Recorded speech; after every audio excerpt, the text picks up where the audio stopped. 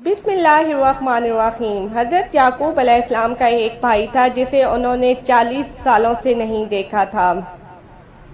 انہوں نے ارادہ کیا کہ اپنے بھائی کی زیارت کریں۔ جب ان دونوں نے ایک دوسرے کی زیارت کی تو حضرت اسرائیل علیہ السلام کو حکم ہوا کہ دونوں کی جان لے لیں اور ہمیں سپرد کر دیں۔ ملک الموت نے دونوں کی روح قبض کی اور خدا کی طرف لے گئے۔ حضرت یوسف علیہ السلام نے جب یہ سنا تو اپنے سر سے تاج اتار کر پھینک دیا اور اپنے بدن پر جو ریشمی لباس تھا اس کو پارا پارا کر دیا۔ سرو پا برہنہ اپنے لشکر کے ساتھ دوڑے اور روتے ہوئے اپنے والد اور چچا کے جنازے تک پہنچے۔ جب ان دونوں کو دیکھا تو غم اور حسرت کی وجہ سے رونے لگے۔ سر اٹھایا اور روتے ہوئے حسرت سے آسمان کی طرف دیکھا۔ یکا یک آسمان کے دروازے کھلے اور انبیاء کی روحیں، فرشتے ان کی روح کے استقبال کے لیے آئے۔ حضرت یوسف علیہ السلام نے عالم ارواح کو دیکھا جو نور سے مزین تھی۔ فرشتوں نے نثار رحمت کو ہاتھوں میں لیا اور ان کو یعنی حضرت یعقوب علیہ السلام اور ان کے بھائی کو دنیا سے لے لیا اور غسل دیا۔ دونوں کو بیت المقدس میں ایک قبر میں دفن کیا۔ پس جب حضرت یوسف علیہ السلام دفن سے فارغ ہو چکے تو دوبارہ مصر آئے۔ خود کو دیکھا 4 غموں نے ان کو لپیٹا ہوا تھا۔ ایک یتیمی کا دکھ، دوسرا غریبی کا درد و غم، غریبی یعنی غریب الوطنی، تیسرا باپ کی جدائی کا غم، چوتھا چچا کی جدائی کا غم۔ ان غموں کو برداشت کرنے کی طاقت نہیں تھی۔ جب رات ہوئی دریائے نیل کے کنارے گئے، مصلی بچھایا، اخلاص کے ساتھ کھڑے ہوئی اور رات سے دن تک نماز پڑھی۔ آخر میں کہا کہ اے خدا، تو نے بھائیوں کے مکر سے بچایا، عورتوں کے شر سے خبردار کیا، زندان سے باہر نکالا، حکمرانی دی، رسالت اور نبوت کا لباس پہنایا، علم و حکمت سکھایا۔ یہ دنیا باقی نہیں رہے گی۔ میری ایک دعا ہے، قبول کر لے۔ اس عالم سے، اس دنیا سے مجھے مسلمان باہر نکال، میرے آباء و اجداد کی صحبت عطا کر۔ جبرائیل آئے اور کہا، اے یوسف، خدا تعالیٰ نے آپ کو سلام بھیجا ہے اور کہتا ہے کہ تمہارے والد اور چچا کی عمر ختم ہو گئی تھی۔ جب ایک دوسرے سے ملے تو مہلت نہیں ملی کہ ایک دوسرے سے بات کریں۔ دونوں کی جان لے لی گئی۔ تمہاری ابھی عمر ختم نہیں ہوئی۔ اسی طرح مناجات کرو اور اپنی زندگی کو آخرت کے لیے آمادہ کرو کہ جب موت کا وقت آ گیا تو مہلت نہیں دی جائے گی۔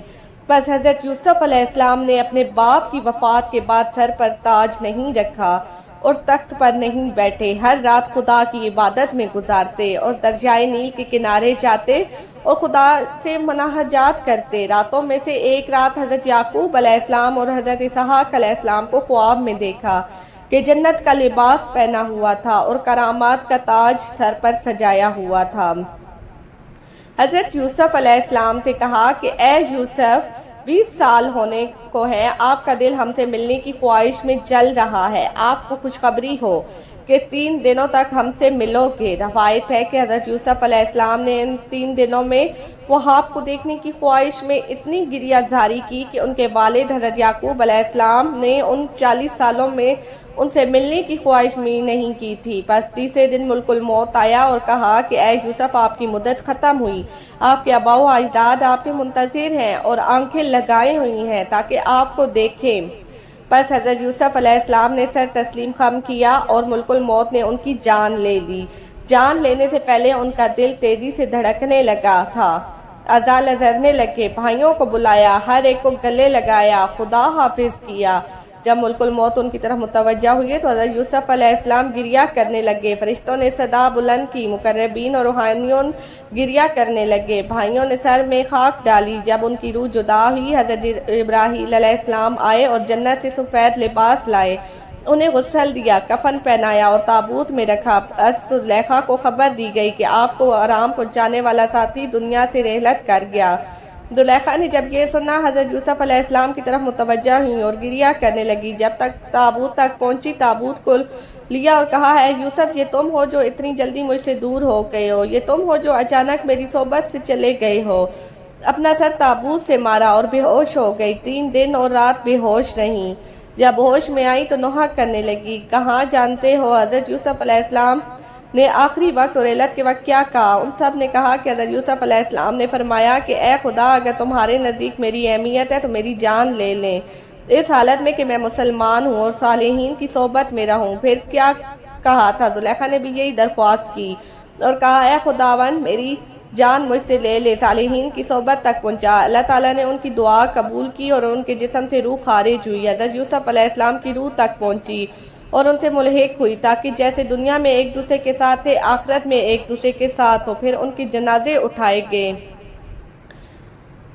مصریوں کی آہو فغاں بلند ہوئی، ہر کوئی نوحہ کرتے ہوئے رونے لگا۔ دفن کرنے کی جگہ میں اختلافات کرنے لگے۔ ایک گروہ نے کہا کہ ان کو قطان کے دروازے کے پاس دفن کرے۔ پس اللہ تعالیٰ نے دریائے نیل کو خشک کیا اور بزرگان کو الہام کیا کہ دریائے نیل کے درمیان میں دفن کرے، تاکہ جب پانی ادھر سے گزرے تو اس کی برکات کل عالم اور اس جگہ کے اطراف تک پہنچے۔